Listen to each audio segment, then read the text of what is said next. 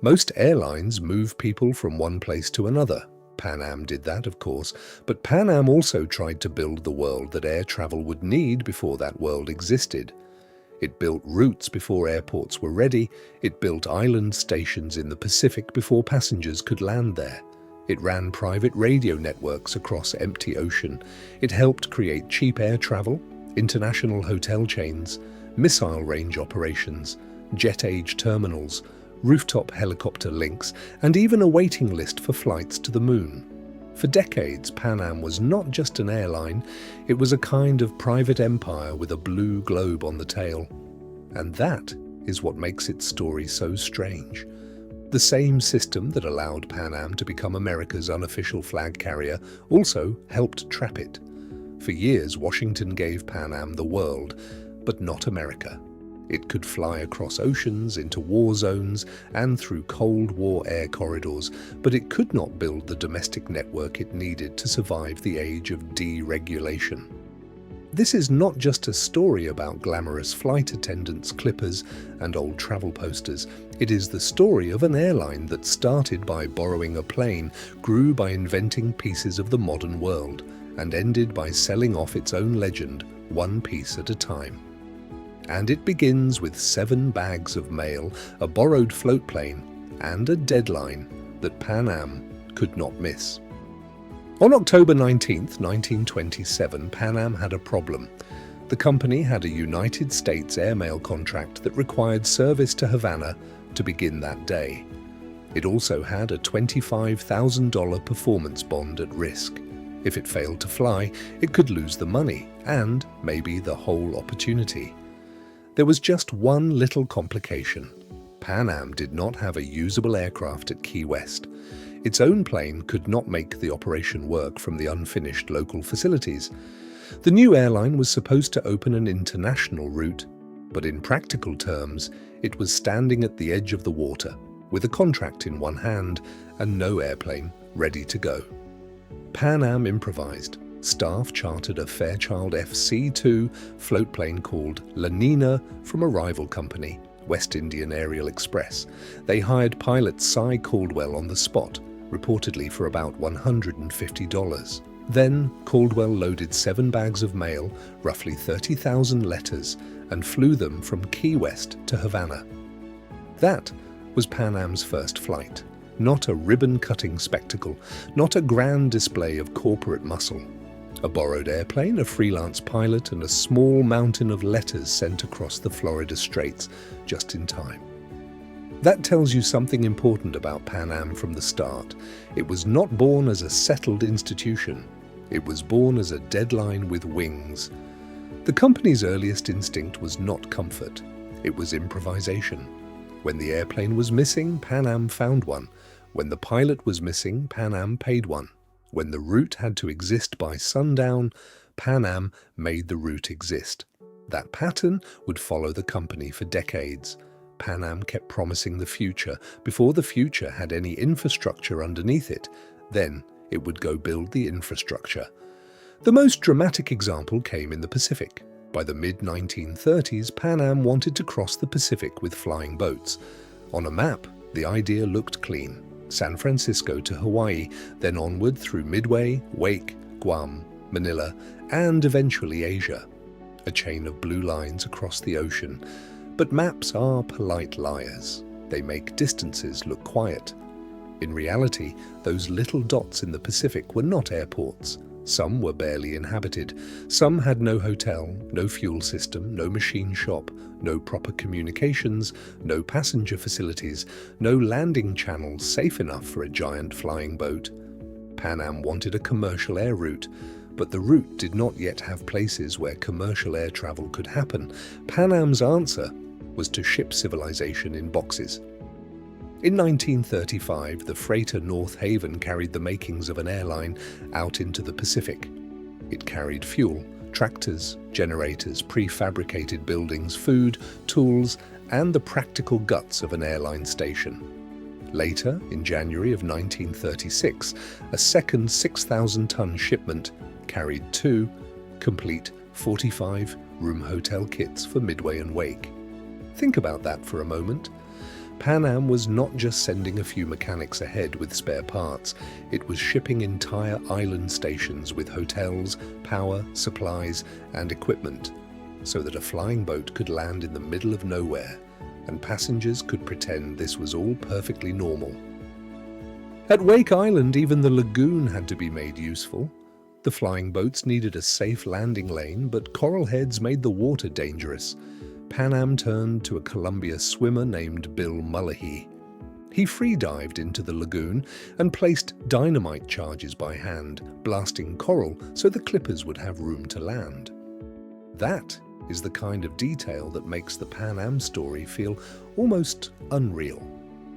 A luxury trans-Pacific route depended on a man diving into a tropical lagoon with explosives. Because the ocean itself had not been properly prepared for airline service, this was aviation before the world had been paved for it. Pan Am did not simply ask where it could fly. It asked what had to exist so that it could fly there. And then it sent ships, bulldozers, radio equipment, hotel walls, fuel drums, cooks, mechanics, clerks, and dynamite. The airplane was only the most visible part of the machine. Then came November 22nd, 1935. That morning, the China Clipper, a Martin M130 flying boat commanded by Captain Edwin Music, departed Alameda with the first trans-Pacific airmail. The departure was public theater. Crowds gathered around San Francisco Bay to watch the future lift off from the water. The aircraft was huge for its day, loaded with fuel and mail, and it was supposed to climb over the unfinished San Francisco-Oakland Bay Bridge, but the China Clipper was heavy, too heavy to gain the expected altitude in time. Music went under. Instead of clearing the half-built bridge, the flying boat passed beneath the construction cables. The moment was not planned. It was not a stunt. It was a pilot making a quick decision with a very heavy airplane in front of a very large crowd. And there, in a single image, you get the whole mood of early Pan Am. Glamorous, dangerous, technically audacious, and barely separated from catastrophe by professional calm. The China Clipper became a symbol. It represented an era when air travel could still feel mythic, when a route across the Pacific seemed like a national event, and when the captain's name mattered almost like the name of a ship's captain in the age of sail. Ed Music was one of the faces of that world. He was one of America's most famous airline pilots, the kind of figure who could make the cover of Time magazine. He did, on December 2nd, 1935, shortly after the China Clipper's celebrated departure. But Pan Am's glamour always had a shadow under it. On January 11th, 1938, Music was commanding the Samoan Clipper after leaving Pago Pago when the aircraft developed an oil leak. The flying boat was too heavy to land safely, so the crew began dumping fuel before attempting to return. The fuel vapor ignited. The explosion destroyed the aircraft and killed all 7 aboard. This is one of the things that modern nostalgia tends to smooth over. The Clipper era looks beautiful in posters. It looks graceful, elegant, almost serene. But the people flying those routes were pushing machines into remote spaces where rescue was difficult, weather was enormous, and a technical failure could turn a celebrated route into an ocean grave. To make those routes work, Pan Am needed more than pilots and airplanes. It needed knowledge, it needed position, it needed to know where aircraft were across thousands of miles of empty water. Pan Am built a private radio navigation system. Across the Pacific, Pan Am operated direction-finding stations that helped guide its clippers. Stations at places like Mokapu in Hawaii, Midway, Wake, and Guam were part of a network that let aircraft and ground stations take bearings over open ocean. It was not just an airline convenience, it was an oceanic nervous system. And in July of 1937, that private network became part of one of the most famous aviation mysteries in the world, the disappearance of Amelia Earhart. During the search, Pan Am direction finding stations at Mokapu, Midway, and Wake logged weak nighttime signals near Earhart's frequency and took bearings on them. Whether those signals really came from Earhart remains debated. That is important. This is not proof that Pan Am heard her. It is evidence that Pan Am's radio network became part of the search record, but even that is revealing. Pan Am had built a navigation network so capable and so far-flung that when one of the world's most famous pilots vanished, the company's private infrastructure mattered to the investigation. The airline had become something larger than a business. It had become part of how the United States understood, crossed, and monitored the Pacific. Then came the war. On December 7th, 1941, the Pacific Clipper was hours from Auckland, New Zealand, when its crew learned that Pearl Harbor had been attacked. The Pacific route back to California was no longer just a route. It was a war zone. The aircraft, a Pan Am Boeing 314 flying boat commanded by Captain Robert Ford, was suddenly stranded on the wrong side of the world. The direct way home had become dangerous, maybe impossible. Ford received an extraordinary order: bring the aircraft back to the United States by flying west, not east, across the Pacific, west, around the world. The route became one of the wildest journeys in commercial aviation history. The Pacific Clipper went through Australia, Java, Ceylon, India, Bahrain, Sudan, the Congo, across the South Atlantic to Brazil, then north through the Caribbean, and finally to New York. On January 6, 1942, after more than 31,000 miles, the Pacific Clipper arrived at LaGuardia. It became the first commercial airliner to circle the globe. Think of what that meant in the first weeks of World War II. This was not a planned publicity flight, it was a commercial aircraft fleeing the collapse of the old map. The route had to be improvised through unfamiliar airspace, unfamiliar weather, and wartime uncertainty. It turned an airline crew into accidental world circumnavigators. Again and again, Pan Am's story does this. It starts as transportation and becomes geopolitics. Even before Pearl Harbor, Franklin Roosevelt's administration understood that Pan Am's network could be useful in a war that the United States was not yet officially fighting. In November of 1940, One Trip agreed to a secretly funded airport development program. Publicly, it looked like commercial expansion. Pan Am would build or improve airfields and seaplane bases in Latin America. Privately, the program gave the United States strategic infrastructure before it entered the war. By early 1941, the plan had grown into a defensive chain of airfields and seaplane bases across Latin America. The point was simple. If war came to the hemisphere, the United States would need places to land, refuel, patrol, and move aircraft. But while America was still neutral, openly negotiating military bases was politically difficult. Pan Am became the commercial mask. This is where Pan Am's status gets complicated. It was a private company, but it often operated like an informal arm of American foreign policy. It carried mail, passengers, businessmen, diplomats, and crews. It opened routes. It negotiated rights. It put American aviation into places where government presence might have been more sensitive. Pan Am was not just following the flag. Sometimes it was planting the runway before the flag arrived. After the war, that global reach turned toward a different problem: how to make international travel feel normal.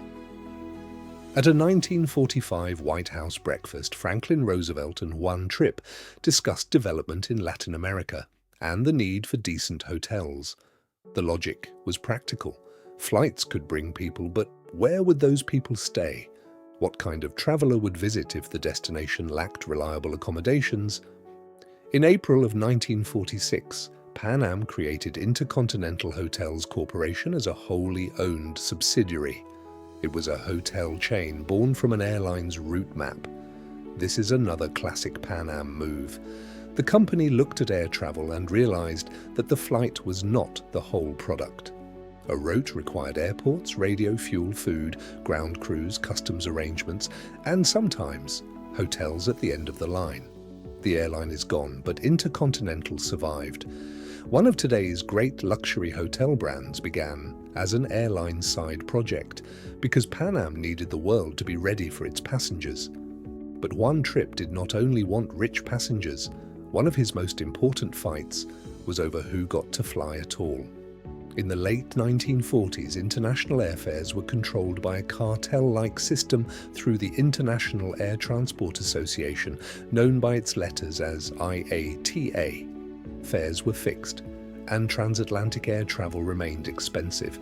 Flying across the ocean was still treated as a premium experience for people with serious money. Tripp pushed against that. He wanted tourist class, cheaper seats, fewer luxuries, more passengers. The idea seems obvious now, but at the time, it was treated like a threat. When Pan Am pushed cut-rate fares across the Atlantic, Britain even closed its airports to Pan Am flights, carrying tourist seats, forcing the airline to route through Shannon Island. Tripp found another opening closer to home. On the New York to San Juan route, Pan Am sold one-way seats for $75 instead of $133. That mattered. It was not just a fare change, it was a social change, disguised as a fare change. By 1952, IATA had to accept tourist class. Cheap seats did not merely fill airplanes, they changed migration. After World War II, affordable flights helped create America's first great airborne migration. Puerto Ricans moved to the mainland in huge numbers, especially to New York. By the mid-1960s, more than 1 million Puerto Ricans had arrived in the continental United States. Islanders called the service La Guagua Aérea, the flying bus. That phrase says everything. An airplane, once a symbol of elite glamour, became a bus in the sky. It became a practical bridge between island and mainland, family and work, home and opportunity. Pan Am did not cause Puerto Rican migration by itself. Economics, politics, labor demand, and post-war change all mattered. But cheaper air travel made movement faster, more accessible, and more common. It turned a long-distance relocation into something that ordinary people could actually do. That is one of Pan Am's most important hidden legacies. The airline did not just shrink distance for executives and tourists, it helped shrink distance for migrants, families, and working people. Then, in the 1950s, Pan Am stepped into a world that seems far from airline travel: missile testing. Beginning December 31st, 1953, Pan American World Services held the first range operations contract for the Air Force's Eastern Test Range out of Patrick Air Force Base. This was the infrastructure behind missile tests and early space launches from Cape Canaveral. Pan Am's Guided Missile Range Division, later the Aerospace Services Division, helped operate and maintain the range, with RCA as a major subcontractor for technical systems. That sounds almost absurd, until you remember what Pan Am had always been good at. It knew logistics, it knew communications, it knew remote stations, it knew how to coordinate complicated technical systems across long distances. The skills that helped run oceanic flying boat routes also applied to missile ranges and tracking stations. Pan Am was not just selling seats, it was managing networks. And because it was Pan Am, even the space age eventually became a travel product. As the story goes, in 1964, an Austrian journalist named Gerhard Pistor walked into a Vienna travel agency and asked for a ticket to the moon. The request was forwarded to Pan Am, and Pan Am accepted the reservation. The first departure, it said, was expected around the year 2000. That could have remained a one-off joke, but it became something bigger. The first Moon Flights Club grew into a strange artifact of mid-century optimism. By the time Pan Am stopped taking moon reservations in 1971, it had issued more than 93,000 numbered membership cards to people in 90 countries. Reported members included Ronald Reagan, Barry Goldwater, and Walter Cronkite. No one was actually booking lunar seats, of course, but the waiting list worked, because Pan Am had trained the public to believe it belonged wherever the next frontier opened: Cuba, the Pacific, Latin America, Europe, the jet age, the missile range. And now, why not the moon? Pan Am sold the feeling that the future would have a reservation desk, but the future was getting more complicated. On June 5th, 1963, President John F. Kennedy used a speech at the Air Force Academy to launch the American Supersonic Transport Program. The timing mattered. The previous day, one trip's move toward the French and British Concorde had rattled the White House. Pan Am had taken options on Concorde, a foreign supersonic airliner, and the optics were painful. America's unofficial flag carrier was looking to Europe for the next great passenger aircraft. The United States did not want to lose the supersonic future. The National Supersonic Transport Program became a matter of technology, prestige, and competition. Pan Am's order helped light the fuse. But the supersonic future did not arrive the way people expected.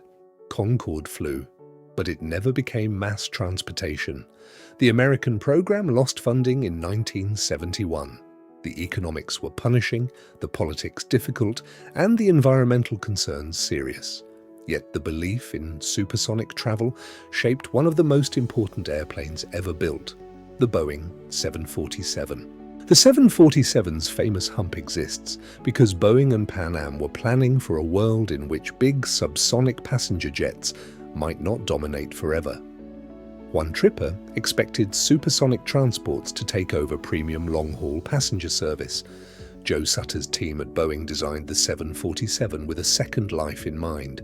If the airplane eventually became more useful as a freighter, it needed cargo access. Raising the cockpit created the hump and allowed the nose to open for freight. That means the most recognizable feature of the 747 exists partly because people thought it might be a temporary passenger solution. The stopgap became the icon. The supersonic future faded, and the giant subsonic airplane became the airplane people actually remembered. Pan Am was there at the center of that transition, pushing Boeing toward the jumbo jet and helping define the look of mass international air travel. And on the ground, Pan Am wanted terminals that matched the fantasy. At New York's Idlewild Airport, later called Kennedy, Pan Am's Worldport opened in 1960. It looked like a 4-acre flying saucer, built for the jet age. Its huge cantilevered elliptical roof allowed jets to nose in beneath the overhang, so passengers could board under cover before jet bridges became universal. The building was not subtle. It was architecture doing advertising. It said that air travel was modern, global, and slightly cosmic. You were not merely entering a terminal. You were entering a future where the world had been reorganized around flight. Preservationists later fought to save it. In 2013, the National Trust listed it among America's 11 most endangered historic places. But Delta demolished it soon after for apron space. There is something painfully symbolic about that. A terminal built to dramatize the jet age was eventually removed for the practical needs of aircraft movement. The dream gave way to the ramp. Pan Am's Manhattan headquarters had its own jet age fantasy, the rooftop heliport on the Pan Am building. For a few years, you could ride from the roof of that skyscraper to the airport in minutes. New York Airways helicopters made the airport run from the top of the building, lifting travelers out of Manhattan traffic and placing them directly into the aviation system. It was the city's dream of vertical transportation: office tower, helicopter, airport, jetliner, world. Then, on May 16, 1977, the dream ended violently. A New York Airways Sikorsky S-61 helicopter was boarding passengers on the roof when its landing gear failed. The helicopter rolled, and rotor blades tore through the heliport. 4 people were killed on the roof, A blade fragment then fell to Madison Avenue and killed a pedestrian below. The rooftop service never recovered. The future had landed on the roof of a skyscraper, and then it had come apart in front of everyone. Pan Am's story is full of this tension, breathtaking ambition followed by the harsh arithmetic of risk. In West Berlin, that tension became political. For 36 years, Pan Am was West Berlin's hometown airline.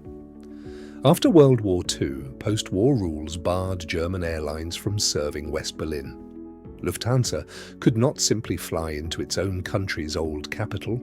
Only American, British, and French carriers had the legal right to operate those routes. Pan Am became one of the city's lifelines. Its internal German service began in 1954 and carried passengers through the strange geography of the Cold War. Flights moved through 3 narrow Allied air corridors over East Germany, each about 20 miles wide, with a maximum altitude of 10,000 feet. There was no casual wandering off course, no elegant high-altitude routing around weather, no pretending this was normal airspace. Jets flew at propeller plane altitudes through corridors shaped by the outcome of a war and the threat of another one. Soviet fighters sometimes appeared in the same skies, buzzing or shadowing aircraft. Even a short flight to Berlin carried geopolitical weight. Passengers might have been going to meetings, family visits, or ordinary business. But the route itself was a Cold War instrument. That was Pan Am again. Not just an airline, but a participant in the political machinery of its time. Then came Saigon, on April the 24th, 1975, 6 days before the fall of Saigon. Pan Am's director in Vietnam, Al Topping, faced a human disaster. Vietnamese Pan Am employees and their families were at risk. Getting them out legally was nearly impossible in the time remaining. Visas were a wall. Bureaucracy was moving slower than history. Topping found a desperate loophole. He arranged to adopt more than 300 Vietnamese employees and family members so they could board Pan Am's final 747 out. The aircraft was Clipper Unity, designed for 375 passengers. It lifted off from Tan Son Nhut with 463 people aboard. People were placed wherever they could fit.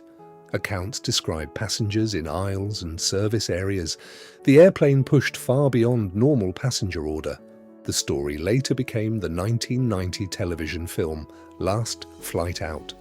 This moment belongs beside the glamorous Pan Am images, even though it looks very different. No polished poster, no cocktail glass, no moon ticket. Just an airline station manager using paperwork as a life raft. Pan Am's system had always been about movement across borders. In Saigon, that system became a way to move people ahead of a closing door. But by the late 1970s and 1980s, Pan Am itself was running out of doors. The company had been built by a regulated aviation world. For decades, Washington helped make Pan Am America's unofficial international flag carrier.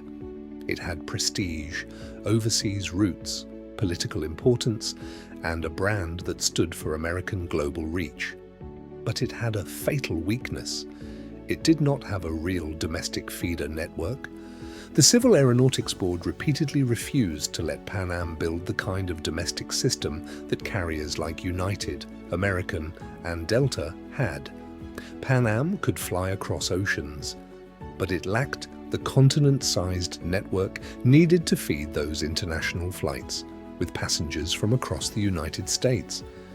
Then, the Airline Deregulation Act of 1978 changed the game. Suddenly, domestic giants could push into international markets.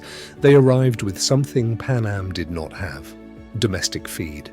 A passenger from a smaller American city could connect through a domestic hub onto an international route, operated by a carrier that controlled the whole chain. Pan Am tried to fix the problem by buying national airlines, but it was late, expensive, and messy. Instead of solving the structural weakness, it added debt and operational complications. Then came the sell-off. The Pan Am building was sold for $400 million in a deal finalized in 1981. Intercontinental Hotels was sold in 1981 for $500 million. In 1985, Pan Am sold its entire Pacific division to United for $750 million. That last sale was especially brutal. The Pacific was Pan Am's sacred ground. It was the China Clipper, Midway, Wake, Guam, Manila. The whole mythology of the airline as ocean-crossing pioneer. Selling the Pacific routes was not just a financial transaction, it was like selling the origin story. Pan Am was not killed by one thing. Deregulation hurt, fuel prices hurt, debt hurt, terrorism hurt, competition hurt, management decisions hurt. But underneath all of it was the old contradiction. Pan Am had been allowed to become global without being allowed to become fully domestic. It had a world map, but not enough local roads feeding into it. In 1991, Pan American World Airways collapsed, but even then, the name did not quite disappear. In 1998, a New England rail company bought the Pan Am name, colors, and globe and used them for freight trains as Pan Am Railways. Locomotives rolled through New England in Pan Am blue, carrying the ghost of an airline across railroad tracks instead of air routes. CSX absorbed the railroad in 2022 and even painted a Pan Am heritage locomotive. It was strange, but somehow fitting. Pan Am had always been more than airplanes. It was a system brand, a geography brand, a promise that movement could be organized across impossible distances. Seeing the name on a freight locomotive felt odd, but not completely wrong. And one living aviation fragment still remains. In Miami, Pan Am Flight Academy continues to train aviation crews today. It traces its lineage to the original airline's training division, the last surviving aviation piece of Pan American World Airways. That is the quiet afterlife of Pan Am. Not the Worldport, not the rooftop helicopter, not the China Clipper lifting off beneath bridge cables, not the moon waiting list, not the blue globe on a 747 crossing the Atlantic. A training academy, which may be the most Pan Am ending possible, because behind all the glamour, Pan Am's real product was never just a seat. It was expertise, systems, routes, procedures, people who knew how to make the machine work. Pan Am began with a borrowed floatplane and 7 bags of mail. It built island stations in the Pacific, blasted coral with dynamite, sent clippers across oceans, helped search for Amelia Earhart, flew the long way home after Pearl Harbor, operated secret wartime infrastructure, fought for cheaper fares, helped reshape migration, created a hotel chain, ran missile range operations, sold seats to the moon, pushed the supersonic race, helped create the 747, built a flying saucer terminal, landed helicopters on a skyscraper, served Cold War Berlin, and lifted hundreds of people out of Saigon. Then, it sold the pieces that had made it legendary. That is why Pan Am still refuses to vanish. The airline died, but its fingerprints are everywhere. In the idea of international air travel as ordinary, in the hotel at the end of the route, in the cheap seat, in the jumbo jet. In the airport terminal as a machine for mass movement, in the belief that the world could be made smaller if someone was ambitious enough to build the links. Pan Am was not just an airline that flew into the future. For a while, Pan Am tried to schedule it. Thanks for watching Quiet Antenna. If this kind of hidden system history is what you're into, there's more where this came from, because this channel lives in exactly this territory.